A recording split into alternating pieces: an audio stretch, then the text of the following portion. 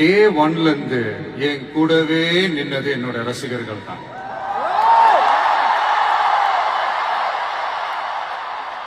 ஒரு நாள் 2 நாள் இல்லைங்க, கிட்டத்தட்ட ஒரு 30-33 வருஷத்துக்கு மேல என் கூடவே நின்றுக்கிறாங்க. அதனாலதான் நான் என்ன டிசைட் பண்ணேன்னா, அடுத்த 30-33 வருஷத்துக்கு அவங்களோட நான் நிக்கிறோம்னு முடிவு பண்ணிட்டேன்.